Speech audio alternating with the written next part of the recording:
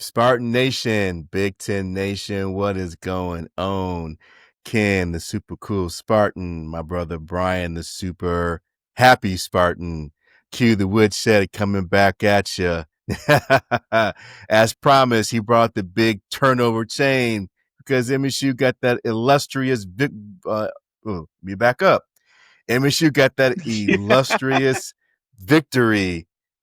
You know, the victory that has been evading us for the past 2 months. So the W we got, and no donut in the win column for conference victories. So we avoided having 0 wins since 1958, I believe it is. So almost 6 decades since we've had a donut in the winless column. So we avoided infamy, history in a bad way. Gotta celebrate the victories, man. They few and far between.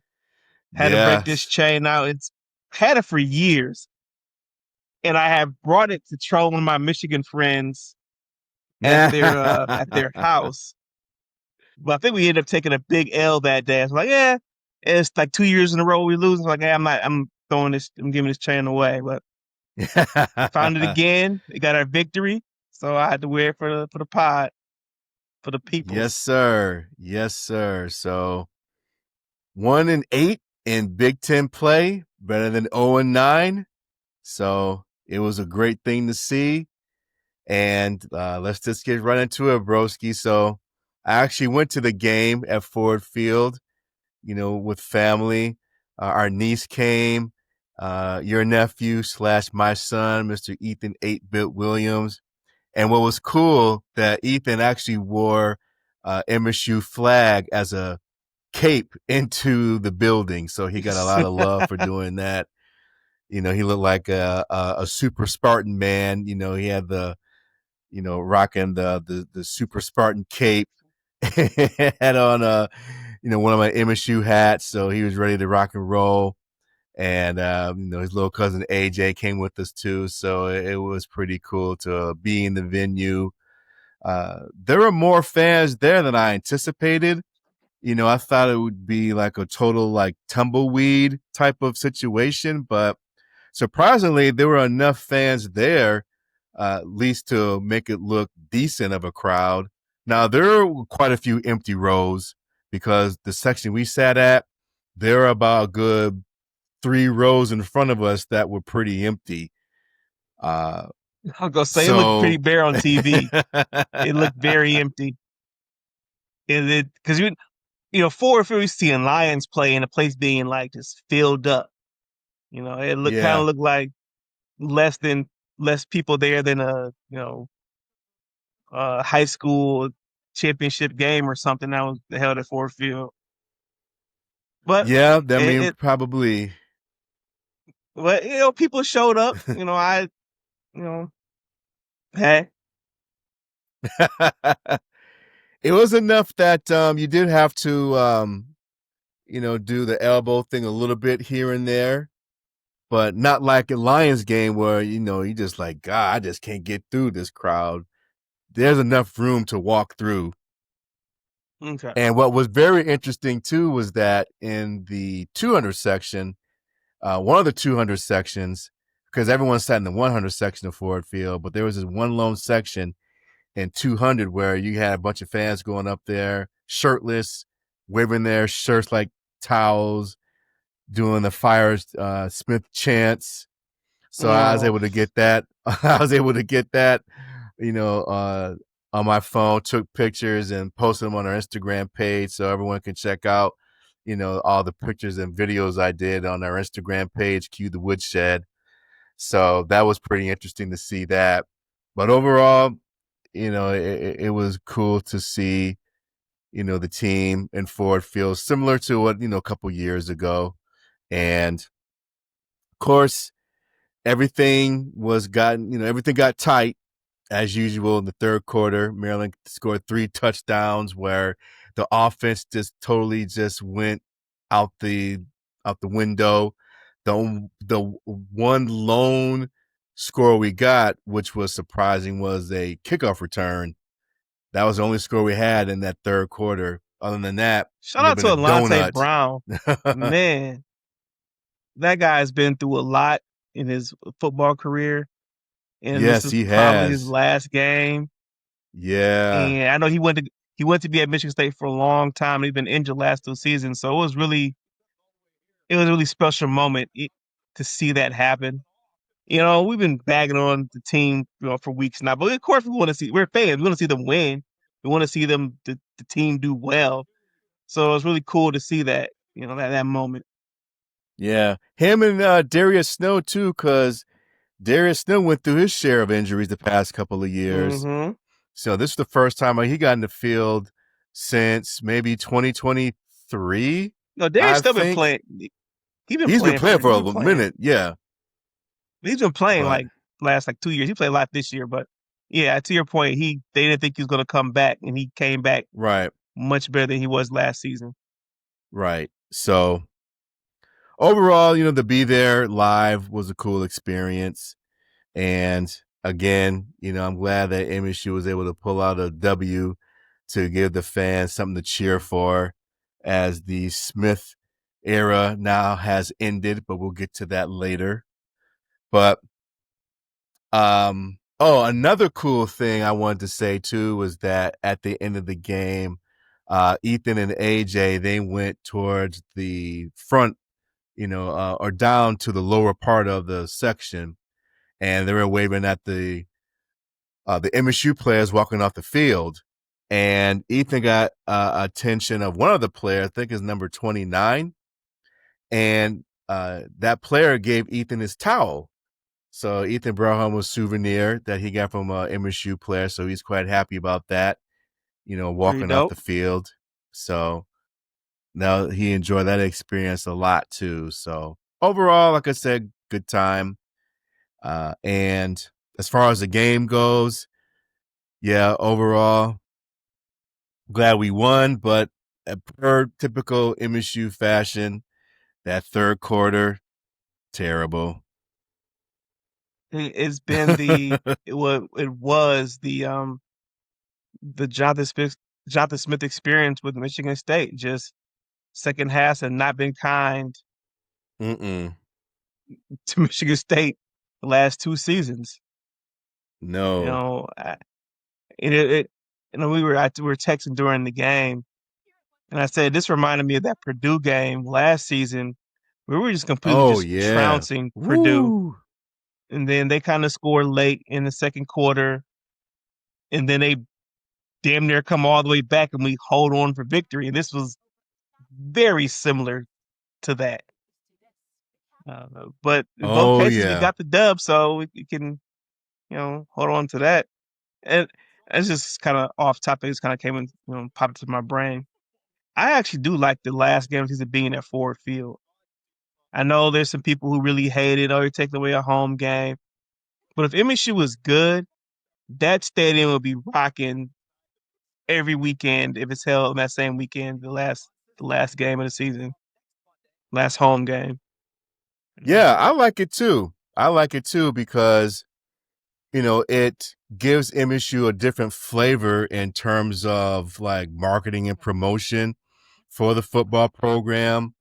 You are differentiating yourself. If I butchered that word, I apologize. But yeah, you're giving your program a different flavor from the team down the road because the spotlight is all on you as one of the Michigan college football teams. It's the last game of the regular season. It's Thanksgiving weekend. All eyes on Michigan State and whoever their opponent is. So I like it too. I mean, it sucked that these first two times they did it, the team has been terrible. But I do hope Yeah, that they continue it. And, the next time they decide to do it, that the team will be good because it is a cool experience. that place would be rocking. It was rocking for the Penn Oh, State yeah, for game sure. last season. I mean, we Oh were yeah, it terrible, but was. Yeah. we got legs put in the air, but we it was fun. Yeah, because we all went last year. But yeah, hmm but get back to the game. Michigan State finally pulls it out. You can say he got the whole experience. We come out, score a touchdown, kind of go through a drought. Then we kind of, for having a good game, we're gonna put some points on the board. It's looking like we're cruising to an easy victory. Hold up, wait a minute. 21 points in the third quarter, and then we're sitting there, clenched cheeks in the fourth. Like, oh, every Yep. possession counted. I started playing that accident waiting to happen song in my head from Stephen A. Smith talking about the Cowboys. I was thinking to myself, how about them Spartans? How about them Spartans? Because it was looking like that for the real. defense couldn't get a stop. It that game though, that last game was a perfect microcosm of the entire tenure of Jonathan Smith, Yes, it was. It really was. and it just I'm glad we won. That's all I can say because it just the team that just has no identity, that you don't know what you're going to get from the offense, you know what you're going to get from the defense, you don't know what you're going to get from special teams, and outside, well, I would say outside special teams, but special teams unknown good this time. The first like kick return for a touchdown over a decade for Michigan State, and then the defense was was giving it up in the third quarter, could not stop. It was Malik Washington is the quarterback from Maryland. Mm-hmm. He's just throwing the ball around the field. Then the defense finally bowled up, and the offense kind of comes back to life, get some timely possessions. We end up winning. But it was just such a mixed bag, and It that's been the was. problem. It was. It was. And I gotta say too, that kid Malik Washington for Maryland, that kid can really throw the ball. I mean, he's got some talent for real. I mean, because I know we've talked Who, about, would you take him or Bryce Underwood? I would take Malik Washington in a minute, heartbeat, just without question. I mean, I would say that too. Just Maryland as a team, terrible. I mean, yeah, but on offense, yeah, that kid can do it. I mean, he reminded me of what's his name, who was with Indiana before he left going to Washington. He's Penix. with the Falcons. Yeah, Michael Penix. Yeah, he reminds me of like Michael Penix because Penix was like that at Indiana, and he went through his lumps there. He got to Washington and he took off, and now he's starting for the Falcons. I mean, even though he got hurt, unfortunately, but yeah, Malik Washington reminds me of that kid. So shout out to him, man, because like I said, Maryland as a team, this is bad as us, but yeah, There's a lot if to be Malik, had on Maryland. I have no idea. You know what? And I'm sorry to derail. I didn't know during the game he's been there for 8 seasons. Loxley has I was looking at they said it on the broadcast. I'm like, that what? can't be. Let me confirm that because I'm like, he's been there for 8 years. It can't be 8 years. I must have heard that incorrectly because I was Yeah, like, you if gotta he's been look there that eight up. years, because if he's been there 8 years and that's and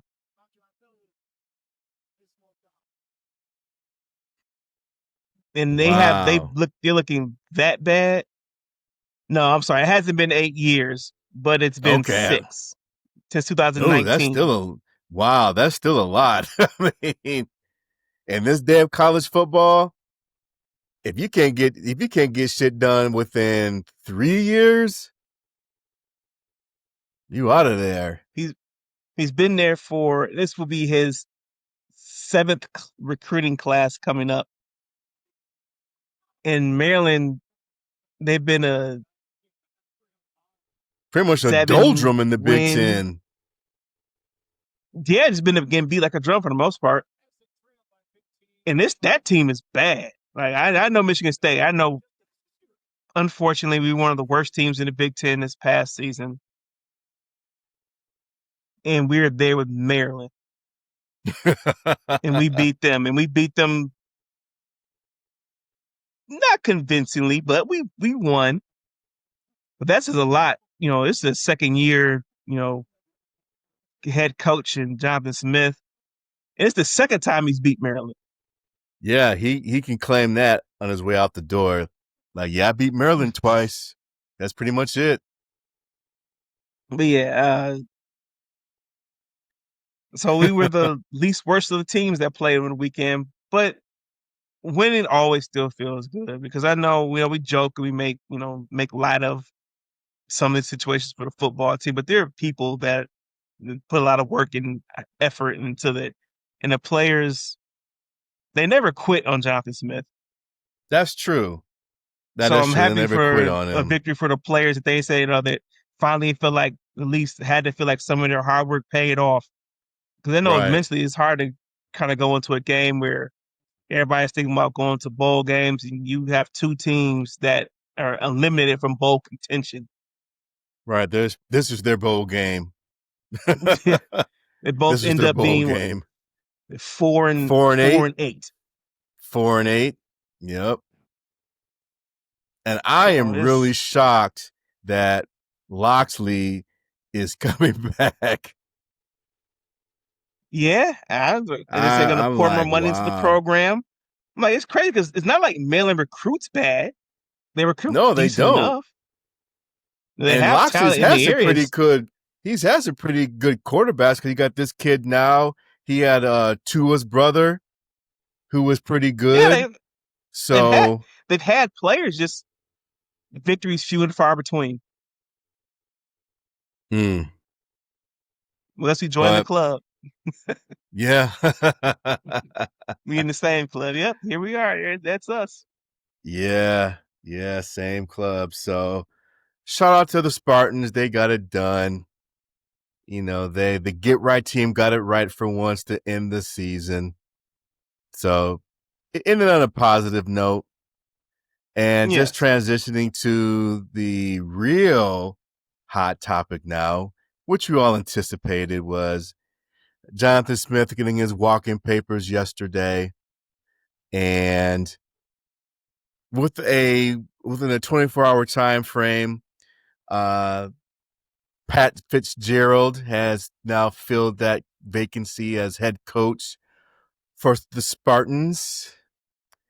I can say that my overall reactions, just talking to you, talking to fellow Spartans, amongst my friends and family, it was like a ho hum slash, yeah, it was like a dud type of hire. I mean, didn't really move the needle or anything. I did see some posts on Instagram saying that, oh yeah, it's a great hire, that da da da da da da whoop de whoop. Like, okay, yeah, I guess. I mean, it's yet to be seen, but first impression is like, hmm, That's how I feel. To me, and very meh.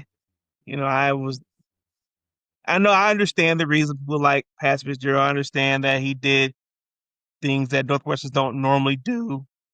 His record in the end was not great.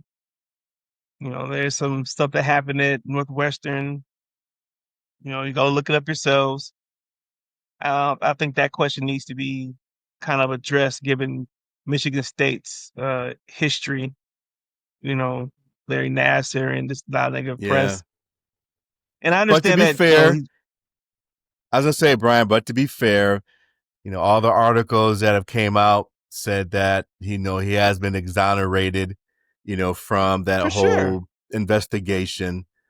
So I just want to make sure we put that out there too. And I'm not saying that he did anything wrong. my only thing was that this was going on at his program and he had no idea about it. That's my Yeah, under his biggest, like, watch. okay, Yeah, under his watch. from the And it's like, optics is okay, like, yeah, from the optics is like, really? yeah. So And then yeah, I get I it. think so, a lot of the lawsuits, everything else just kind of spoke to the culture they had near the end of his tenure at Northwestern football.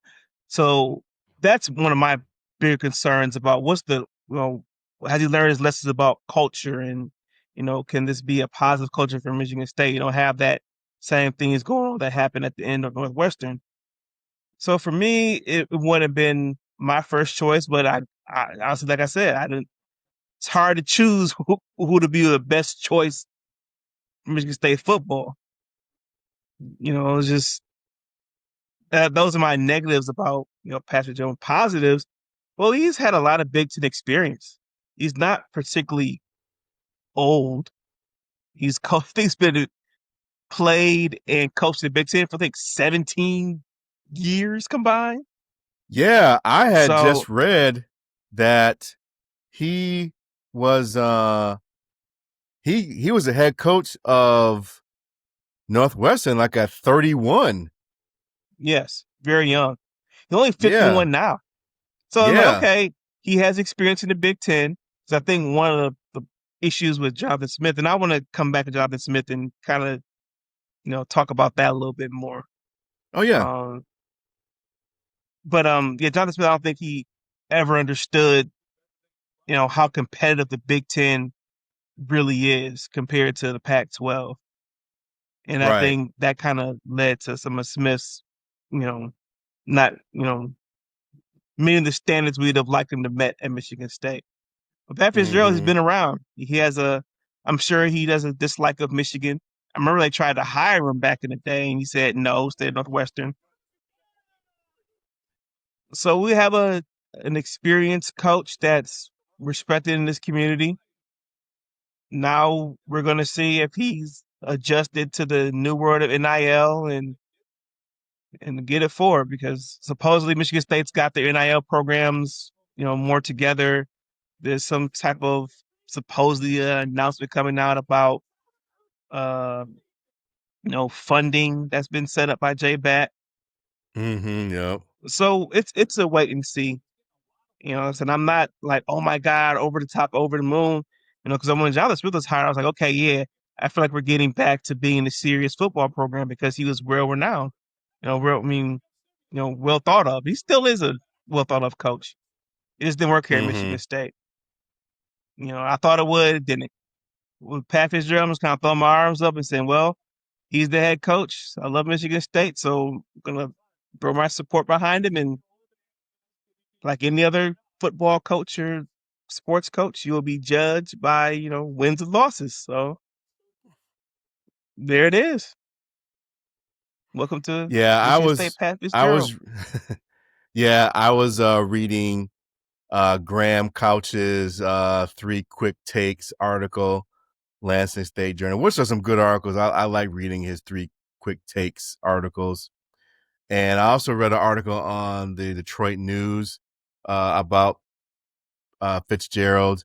And both articles said the same thing that you said, Brian, that, he knows the Big Ten well. And um, I didn't realize that he's been out of coaching for like 3 years. And 3 years, yeah. both articles said that he really studied what was going on in the current landscape of college football, and he has a understanding of NIL, revenue sharing, how to build a program, which and I don't doubt that he doesn't because like I said, being at Northwestern for as long as he was, um, he has some moderate success there. So as far as for those things goes, he's talking the right talk, but like you said, the proof's in the pudding. The proof is in the pudding. It's all about the wins and losses. So we'll just have to see what happens here. Um, But my question to you is, because in reading all these different articles and hearing some of the talking heads talk, because pretty much everyone's going to say the same thing, about Pat Fitzgerald, about his background and, the whole hazing thing and how he's been exonerated. Pretty much everyone's kind of reporting the same thing. So, here at Q the Woodshed, we try to put a different spin on some of these topics here. So my question to you, Super Mad Spartan, is what are your expectations, or what do you see MSU, or what would you like to see MSU at under Patty F within the next 5 years? So by 2030, where do you want to see Michigan State under Pat Fitzgerald captaincy of this program? No, 5 years. Oh, if he's Within the going to next stay five here, years. I would have liked to made the playoffs in one of those 5 years. Mm-hmm. I think if that's going to be the ultimate goal. Yes, I would like to see the Michigan State make the 12-team playoffs in one of those 5 years, and at a minimum, be in contention for it. Mm-hmm. Because one of the things I do think about Patrick Fitzgerald, and it's positive, he's a floor raiser. I think we're going to get back to being in bowl games, minimum. Mm-hmm. Now, does he have enough to take us over the top when that's a championship? I I don't know about that. But at a minimum, my minimum high expectation would be Michigan State competing for Big Ten championships and competing for a spot in the playoffs, like Mm-hmm. legitimately competing. Okay. Not all right. It's week 3 and 4 and 5. Oh yeah, we're done. We're not gonna have a shot. Team's not just not good enough. Not good enough. Not good enough. Not good enough. I will miss that about But Jonathan Smith. you know, The Borg kind part of his. part of me is it's kind of weird. Like it's like a bittersweet moment. Like, I'm really happy Michigan State season is over. I'm happy they won the game. I don't I don't want to say I'm happy that you know Coach Smith was fired. Like I said many podcasts ago, like this whole situation sucks, and I'd rather him just be here and winning. But that wasn't the reality, and I don't Mm-hmm. think all the issues at Michigan State were on him. I think Michigan State administration has a decent amount of blame to take there, but on Agreed. field stuff, definitely, got to go fall on the coaching staff. And from all reports I've heard, John Smith is a really good guy, so you don't want to, you know, see good people get Crucify him too fired. much. Yeah, I don't. I think the general sentiment of Spartan Nation is like it didn't work here. I don't think people. Of course, they're gonna have you few crazies. They're gonna say, "Oh, he sucks," and blah blah. Kick him out. He's trash. I'm like, no, I'm not gonna say all that. I just didn't think it worked out here. That's my overall take on it. I don't think he's a bad coach. I just think Michigan State and Jonathan Smith weren't a fit for each other. He didn't seem to be very happy here, and the fan Right. base let it be very known they were not happy with his performance as a Mm-hmm. football Yep. coach. And they're and that's that because they're real people. Like we just talking last night with our cousin. He's a football coach. He talks about, hey, at a certain point you have to looking out for these young men and not about the money, not about all this, and not about that. And they're real people behind those jerseys, and you have to always remember that. True. So that's True. why, and I know we've been on the Fire Smith bandwagon for a long time, and it's finally here. I'm not going to be shooting off any confetti in All the air right, for or it, but fireworks. it is a necessary move, And one thing we haven't talked about, and this kind of just popped into my brain, you know, this is Jay Bat's tenure at Michigan State on the line already. Oh Major yeah, football yeah. The hires article. because Yeah, the most article. ADs only get one hire for football coach. Yeah, Yeah, yeah. The article mentioned that too. The one I read in the Detroit News about this is Jay Bat. He's up to bat. Bat's up to bat. With Pat Fitzgerald, and the article did say that Jay Bat commented on, you know, he's aligned with the president, and they're aligned with Pat Fitzgerald. So we'll see how that works out. And like you said, Brian, I think that this hire doesn't happen unless there is already some money already lined up behind the Oh, for scenes. sure. So, and I read too This that happened the very donors, fast. the top donors were already in line with having Pat as the coach. So, so No, my it appears. expectation is. Oh, go ahead. No, I was gonna say it appears for the moment that the clown show, car show, whatever of Michigan State administration, board of trustees, the president, it looks like they're all rowing the boat in the same direction, and hopefully we can get back to winning. Right. So the way I'm gonna answer the question about what I see MSU within the next 5 years is based off what Jay Bat said, everyone in alignment, all these resources coming in with revenue. My expectation is that MSU matches what Indiana's going through right now. Now, do I expect MSU to come out the gate like Indiana, 11 and 0, 11 and 1? No, I don't. But I expect in the next 5 years to have that type of run at least once that Okay. Indiana's going through, because in this world of NIL and revenue sharing and all that, and everyone is aligned, to make that happen, then my expectation is to see, the results on the field. So I'm talking about getting some big time recruits in here, a big time O line, a D line.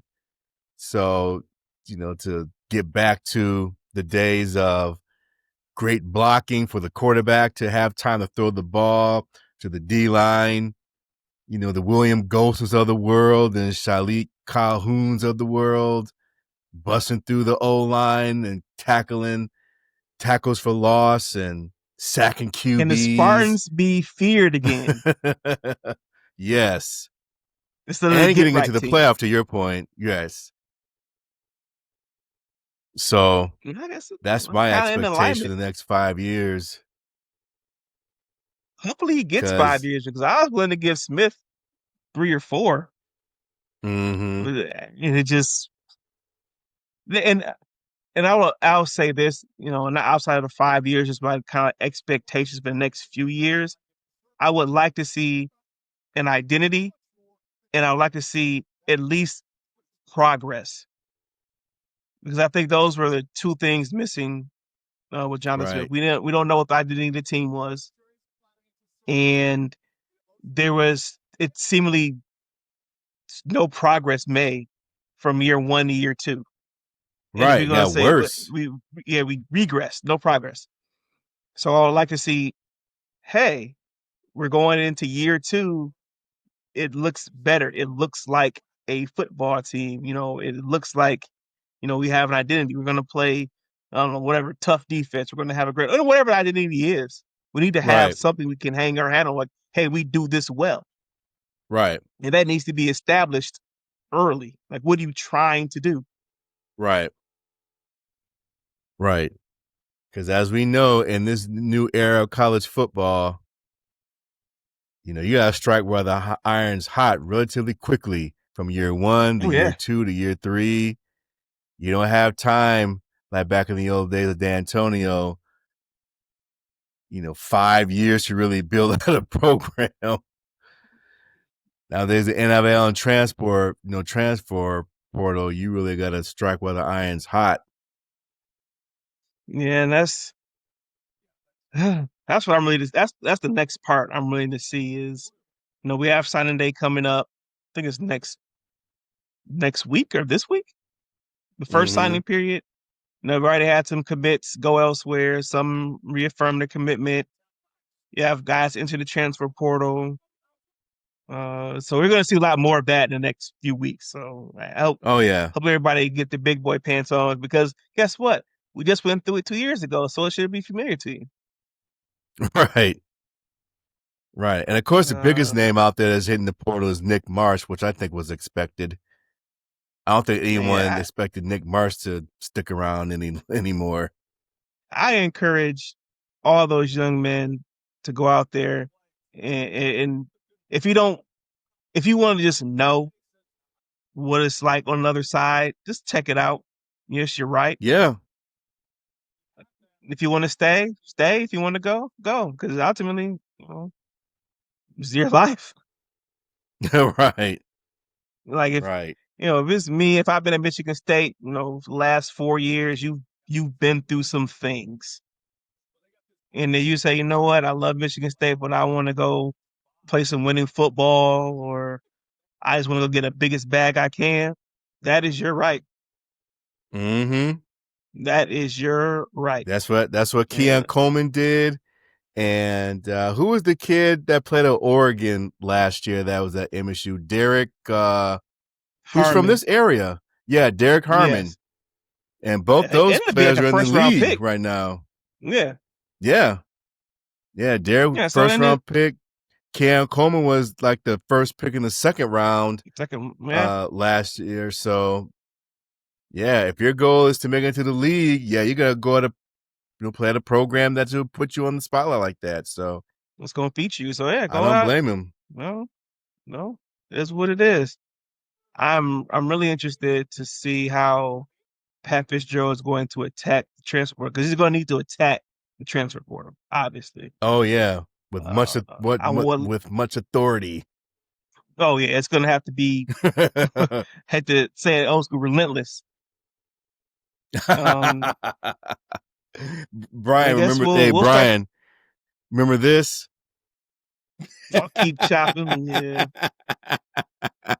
chopping wood got him in trouble. But um, I would like. I want to start seeing rumors of the coaching staff who is going to be offensive coordinator, defensive coordinator, because that's going to give you a little small sneak peek into what Pat Fitzgerald imagines for his tenure at Michigan State football. Defensive, because those are going to be the two biggest hires: offensive coordinator, defensive coordinator, because they're going to take the biggest brunt of everything. Because the offense can't Yes. look like nothing, and defense can't look like nothing. And just how No. Spartan Nation is, they would much prefer. This is my sense of it, not how I feel. People would prefer a much stronger defense, an all-world defense, and just an okay offense. Mm-hmm. I think that's the Mark D'Antonio, you know, thing. We were so used to having solid, good to great defenses so long, we feel like that was normal, Right. and it wasn't. So I'm excited to see like who's going to bring. What's the team going to look like next season? Who's going to stay? Who's going to go? Find out next Right. time on Dragon Ball Z. So it's a lot. That's the exciting part of getting a new coach. The unknown is undefeated, as you hear people say. Right. Right. Just as long, at the bare minimum, the coordinators have to make great adjustments in the second half. I mean, God, Yes. that's just the bare minimum. Can you make adjustments for on the second half of games on both sides of the ball? Bare bones minimum. Please just do that, Man, whoever it is. and it just reminded me of something during this Maryland game. You know, obviously Maryland figured out something with our defense our defense playing very passive in the third quarter. Just giving up completions to guys that get beat over the top. I'm like, what are you doing? Hey, it's okay. You don't have to just rush three people if it's 3rd and 10 because it hasn't been working all game. Because Meta was getting some third down completions and third down conversions on ridiculous long, 3rd and long, as they would say. Oh And yeah. then into the third quarter, the fourth quarter, Rossi goes, maybe we should blitz, just maybe. And by golly, that true freshman QB who looks pretty good, when he had a little pressure on him, he didn't start looking so hot. No, he didn't.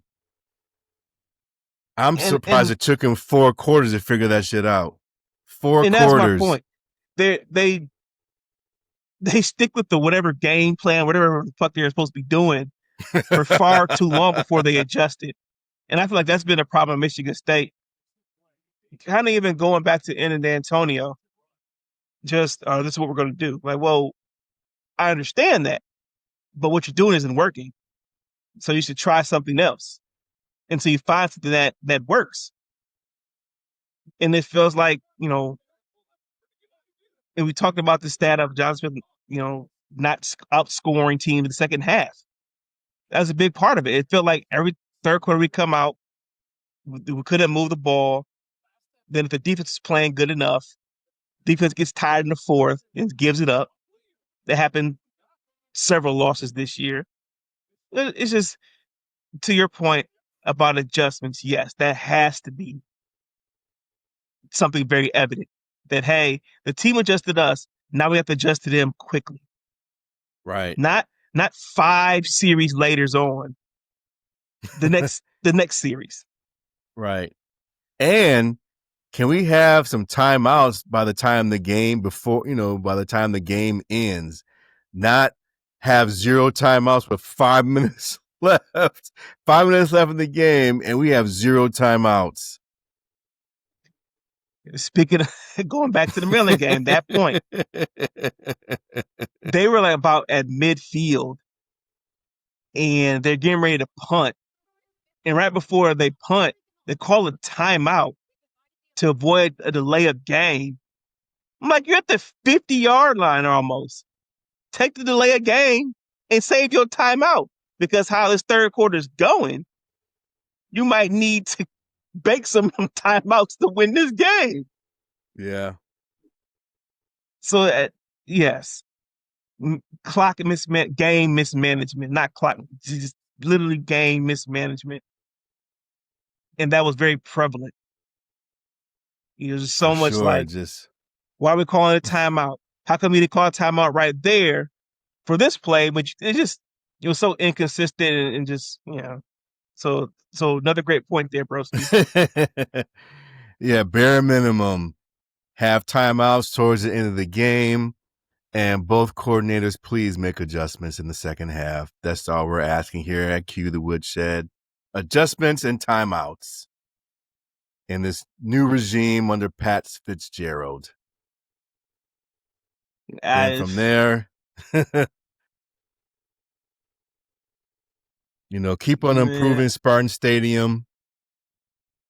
The fireworks, that was pretty cool. I mean, it was all right to see the fireworks there. And I like please, they trying something new. yes.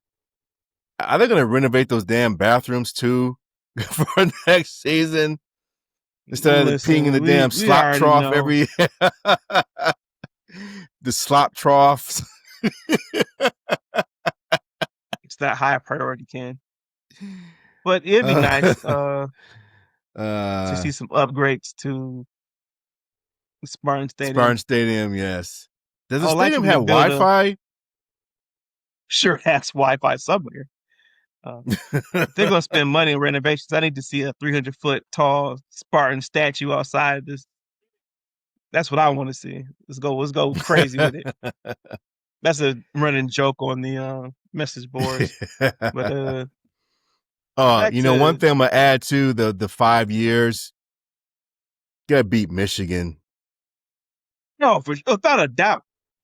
I mean, How do we go along without saying it? at I know we least at said least twice, at least 2 times within Fitzgerald. that 5 years.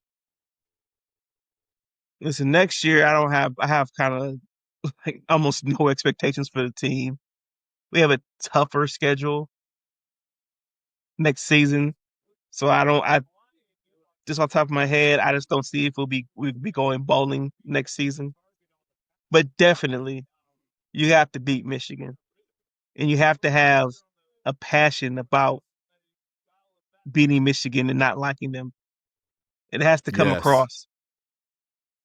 You know, because ultimately we talk about Jonathan Smith and his personality, and he was kind of calm and laid back, and didn't really seem too fiery. No one would care about that if he was winning. Not at all. So with Pat Fitzgerald coming in, them L's gonna be coming that first season probably. You better have your media game on lock. You better be saying the right things. You better be saying "Go Green" at every press conference. I don't think I heard Jonathan Smith ever say "Go Green." I don't think anyone has. And I think you pointed that out too. I'm like, you know what? I had to really think like, no, he didn't even say it at all. So yeah, ready to start the Fitzgerald tenure. the the clock starts again.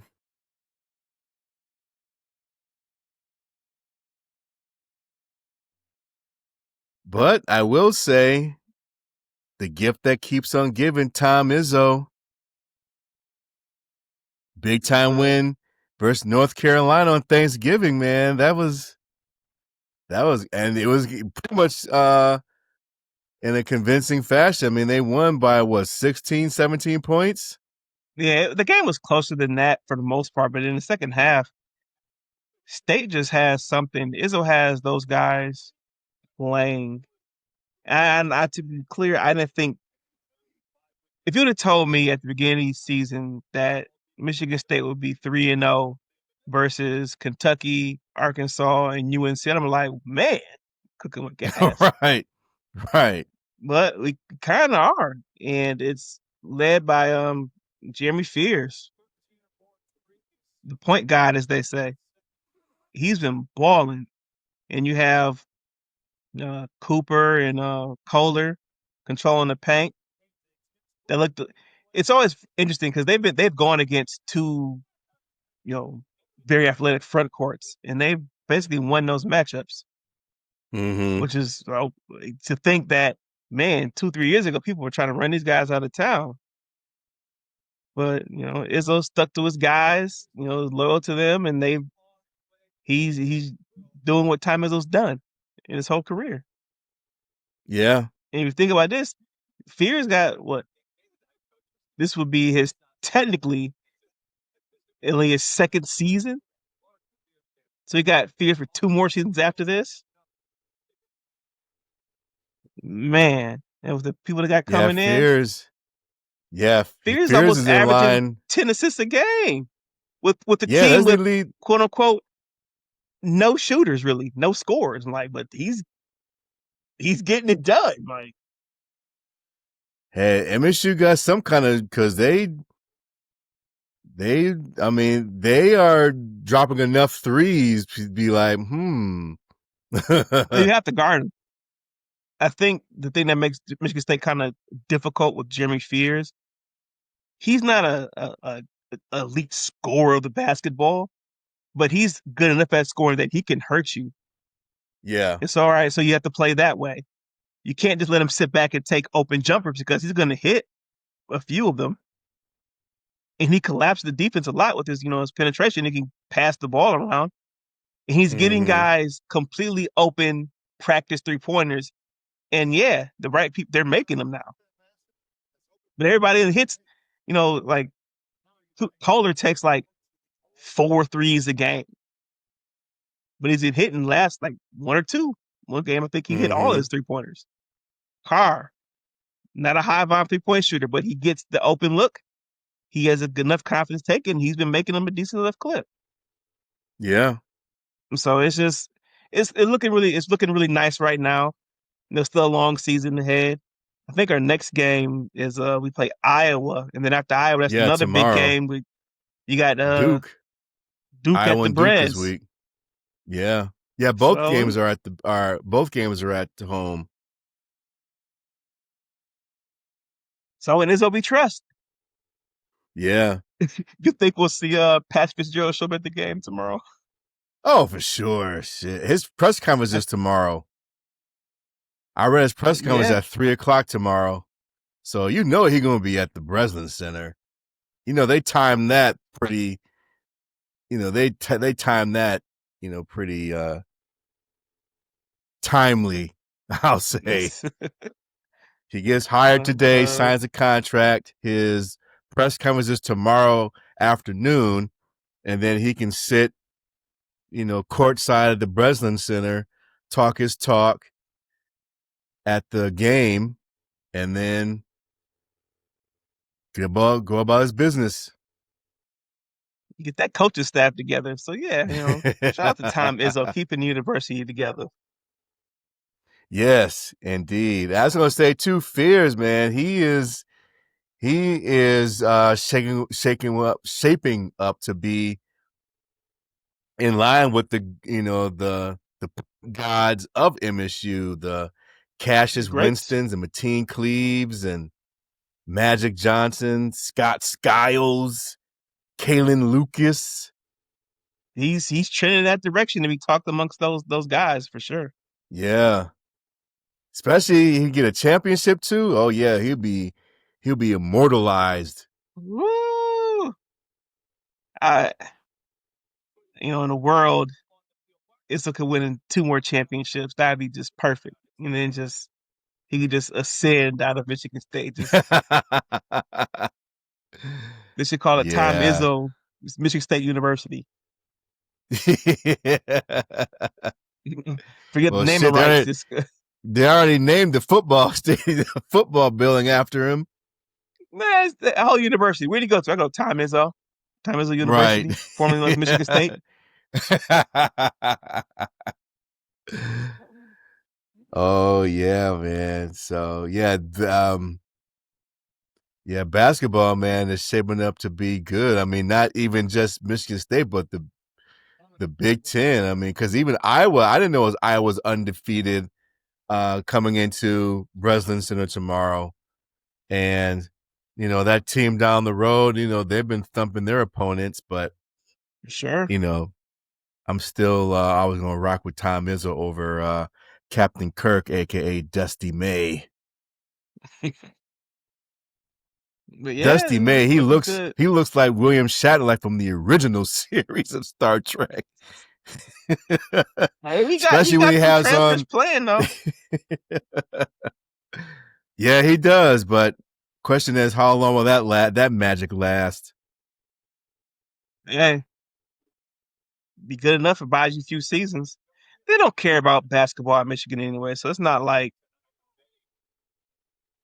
as long as he's not making too much noise and too bad, he'll be there for forever. Oh yeah, yeah. It's just an added bonus for that team. It's all about Sharon Moore, crybaby Sharon. They kind of, I don't know if they like Sharon. He can stay around. I know Yeah, we haven't beat him yet, but he's it's yeah, I like they think fishing for an his excuse. you're right. That's like with Michigan State with Tucker. Tucker gave him a reason to get his ass out, to boot him out. Yeah, Sharon, he ain't lost enough yet for them to get rid of him. But I would feel like if he'd have lost to Michigan State and then they don't have a good season next season, definitely they get him up out of there. But he won enough this year to be secure, unless he does Oh something yeah, stupid. But oh yeah. He beat up on enough bad teams in the Big Ten to make that record look hey, respectable. you know what? I wish we could beat up on bad teams in the Big Ten and have Yeah, a you're right. respectable record. Yeah, we haven't We're seen looking at 6-6 here in a 0-9. minute. We're looking at 0-9 in the Big Ten, Kenneth. 0-9. And I know I Yeah. said it after the UCLA loss. Like we could go 0-9 in the Big Ten. And I said it because it was like, oh, that's reality. But I was like, there's no way they can just not win another game. I was like, shit. I almost Right. did win another game. And when you But think about it, it's big we time haven't victory. won. Right, right, big time victory. But it'd be nice just to get the 6 wins. We haven't seen 6 wins since 2021. Well, we won 11 in that year, but it's been hard to get 6 wins since that time. Yep. So And it's gonna be tough for the next season too with that schedule. But hopefully we have some Pat Fitzgerald magic and sprinkle on the team and get us a bowl game. yes, sir. Yes, sir. So now that the season ended, we'll be transitioning to our college football playoff talk. Big Ten championship talk. We'll probably just lump it into one and then get these basketball podcasts rolling. Yeah. The Fighting Time Izzos. Hey, Time Izzo, Michigan State University.